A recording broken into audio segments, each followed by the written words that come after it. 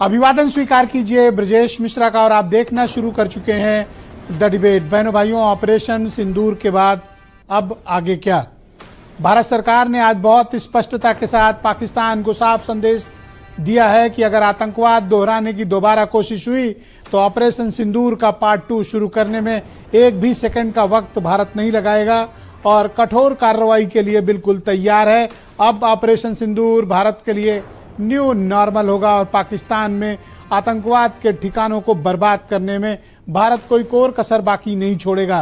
तमाम international developments के बाद अब ऑपरेशन सिंदूर के आगे क्या होगा? क्या ये आतंकवाद पर हमारा निर्णायक वार है या फिर हमारा कूटनीतिक संदेश? आज की चर्चा इसी विषय पर। बहनों भाइयों, भारत ने पाकिस्तान को बहुत ही करारा जवाब दिया है। भारत के प्रधानमंत्री नरेंद्र मोदी आज आदमपुर एयरबेस पर पहुंचकर उन्होंने सबको चौंका दिया, जिसके बारे में पाकिस्तान पिछले बहुत दिनों से ये प्रोपेगेंडा कर रहा था कि आदमपुर एयरबेस को उसने निशाना बनाया है और वो ऑपरेशनल नहीं है। भारत के एयरबेस पर पाकिस्तान के अटैक करने की फर्जी खबरें वो लगातार अपने मीडिया में प्रोपोगेट कर रहा था।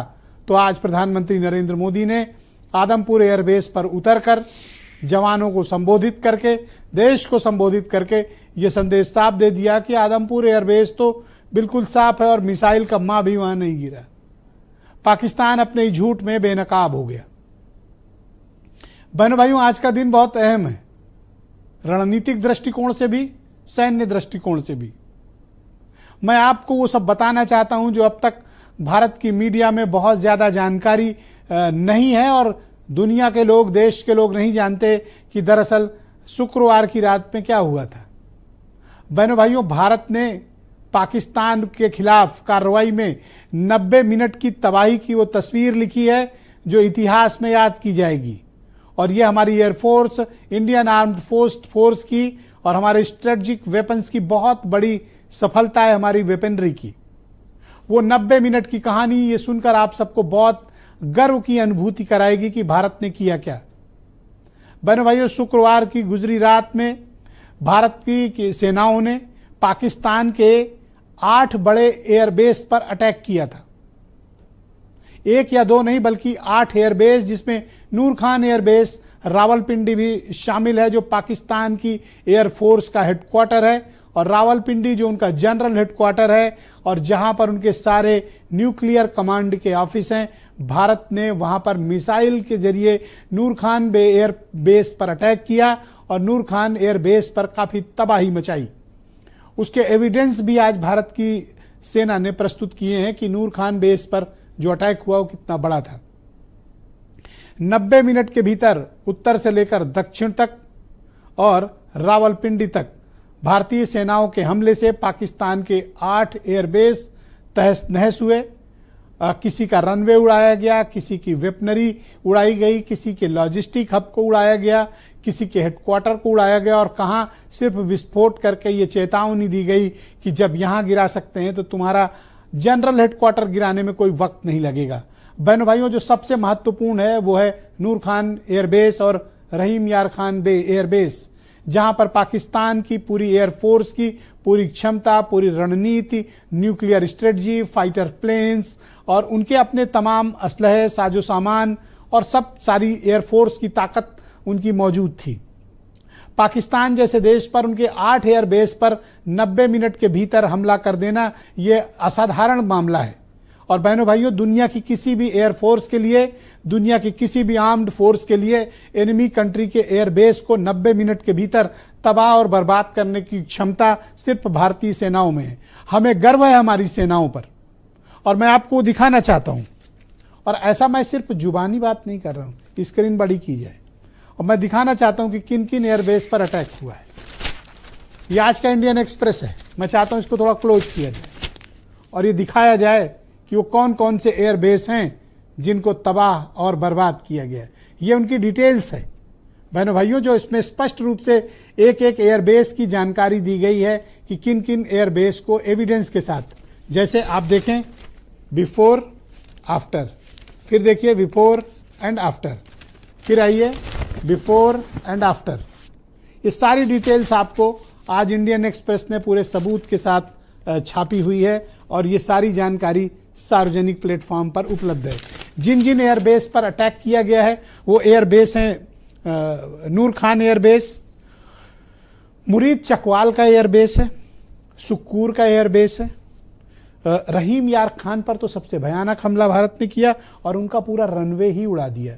और इस रनवे को ऑपरेशनल करने में पाकिस्तान को कम से कम 7 से 14 दिन का वक्त लग सकता है। पूरा का पूरा रहीम यार खान का एयरबेस का उनकी एयर स्ट्रिप ही भारत ने उड़ा दी। नेक्स्ट सरगोधा में हमला हुआ। सरगोधा बहुत ही महत्वपूर्ण उनका एयरबेस है और वो एयरबेस भारत के पश्चिमी इलाकों को हैंडल करने के लिए खास तौर पर उन्होंने बनाया था, जिसके डिपो पर, जो हथियारों का डिपो था, वहाँ भयानक विस्फोट भारतीय मिसाइलों ने किया।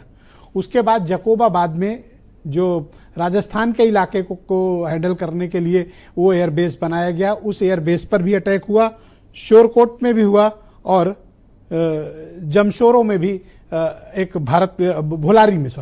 भोलारी ये डीप गुजरात की साइड बनाया गया एयरबेस है, जो यूएई के पैसे से बनाया गया और उसका नाम भी शेख जायद इंटरनेशनल एयरपोर्ट रखा गया है, जो उनके पैसे से बनाया गया है। बहनों भाइयों, इन 8 एयरबेस पर एक साथ अटैक करके भारत ने ये अपनी रणनीतिक क्षमता साबित की है। मैं उनके नाम फिर से बताना चाहता हूँ। नूर खान एयरबेस, मुरीद चकवाल का बेस, सुक्कूर का, रहीम यार खान, सरगोदा, जकोबाबाद, शोरकोट और भोलारी का। 90 मिनट के भीतर भारत ने इस तरह का आक्रमण करके ये पाकिस्तान को पस्त किया था। उसके बाद की इंटरनेशनल कहानियां अलग हैं। अब इतराज जिस बात पर है कि इस युद्ध का अंत जो है, उस अंत को लेकर सवाल है कि इसकी घोषणा ट्रंप ने क्यों की। अगर सीज फायर करना था तो हमारी तरफ से ऐलान होना चाहिए था, या उधर से ऐलान हो, या ज्वाइंट कुछ होना चाहिए था। जो लोगों में नाराजगी या कसक इस बात की रही कि पाकिस्तान को पूरा नहीं कुचला गया, थोड़ा रह गया, तो ये कसक है जो लोगों के मन की है। ये जन भावनाएं हैं और बहनों भाइयों, जन भावनाओं का भी आदर होना चाहिए। ये ठीक बात है कि हमारी सेनाओं को प्रधानमंत्री और भारत की हुकूमत की तरफ से पूरी छूट मिली हुई थी कि जो चाहें, जिस तरह की चाहें वो कार्रवाई कर सकते हैं, लेकिन जन भावनाएं ये कहती है कि इसका अंत हम और बेहतर तरीके से लिख सकते थे, भारत में लिख सकते थे, ना कि वाशिंगटन में।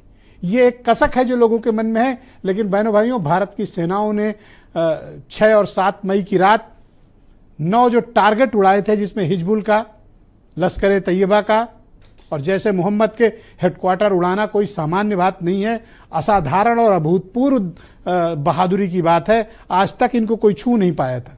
ओसामा बिन लादेन ने मिलियन डॉलर देकर आतंकवाद की इन फैक्ट्री को, इस इंडस्ट्री को खड़ा किया था, जिसको भारत ने 6/7 की रात उड़ा दिया था। तो 9 टारगेट करके उड़ाया पाकिस्तान में आतंकवादियों के, और पाकिस्तान के 8 एयरबेस पर हमला करके भारतीय सेनाओं ने अपनी क्षमता में बहनों भाइयों कोई कमी नहीं की।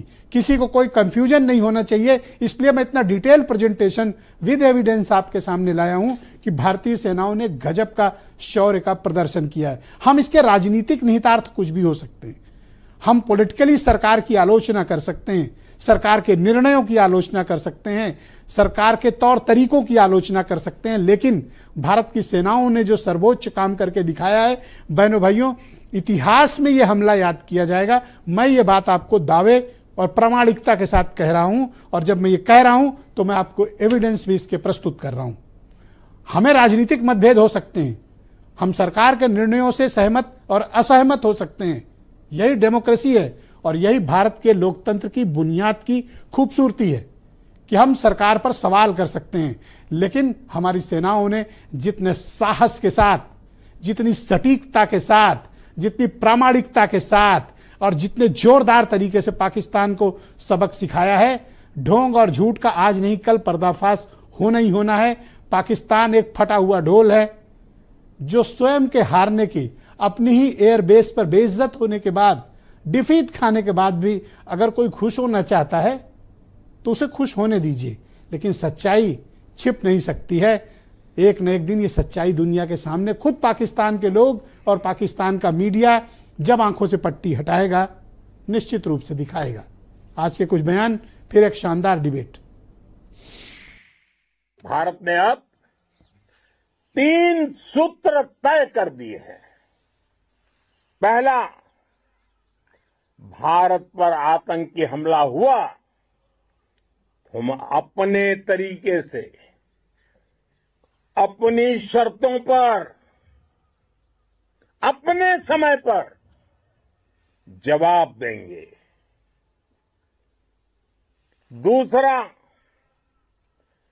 कोई भी न्यूक्लियर ब्लैकमेल भारत नहीं सहेगा। तीसरा, हम आतंक की सरपरस्त सरकार और आतंक के आकाओं को अलग अलग नहीं देखेंगे। पाकिस्तान की गुहार के बाद भारत ने सिर्फ अपनी सैन्य कार्रवाई को स्थगित किया है। अगर पाकिस्तान ने फिर से आतंकी गतिविधि या सैन्य दुस्साहस दिखाया तो हम उसका मुंह तोड़ जवाब देंगे। हमारा लंबे अरसे से यही राष्ट्रीय पक्ष रहा है कि भारतीय केंद्र शासित प्रदेश जम्मू और कश्मीर से संबंधित किसी भी मुद्दे को भारत और पाकिस्तान को द्विपक्षीय तरीके से ही हल करना है। इस रीति में कोई बदलाव नहीं हुआ है। जैसा कि आप जानते हैं, लंबित मामला केवल पाकिस्तान द्वारा अवैध रूप से कब्जा किए गए भारतीय क्षेत्र को खाली करने का है। बहनों भाइयों, आज की इस परिचर्चा को आगे बढ़ाएंगे और भारतीय सेनाओं के टॉप रिटायर्ड ऑफिसर्स मेरे साथ इस कार्यक्रम में मौजूद हैं, जिसमें सबसे बड़ा नाम लेफ्टिनेंट जनरल AK सिंह साहब मेरे साथ मौजूद हैं, जो भारतीय सेना की दक्षिणी कमान के प्रमुख आर्मी कमांडर रह चुके हैं। मेरे साथ इस कार्यक्रम में है major general doctor Dilawar Singh, आज विशेष रूप से हमारे साथ इस कार्यक्रम में शिरकत कर चुके हैं। दिलावर सिंह साहब डायरेक्टर जनरल रह चुके हैं भारत सरकार में और काउंटर टेररिज्म के इस देश के बहुत ही जाने माने एक्सपर्ट हैं, जिनको जम्मू कश्मीर, पंजाब और नॉर्थ ईस्ट में भी काउंटर टेररिज्म का बहुत खासा अनुभव हासिल है। मेजर जनरल अजय चतुर्वेदी हमारे दर्शकों की खास डिमांड पर आज फिर से मौजूद हैं। मेजर जनरल SK सिंह भी हमें थोड़ी देर में ज्वाइन कर चुके हैं, हमारे साथ इस कार्यक्रम में है। आनंद Dubey Bharatiya Janata party ruling party के प्रवक्ता हैं और डॉक्टर उमा शंकर पांडे कांग्रेस पार्टी के प्रवक्ता। लेकिन सबसे पहले मैं कार्यक्रम की शुरुआत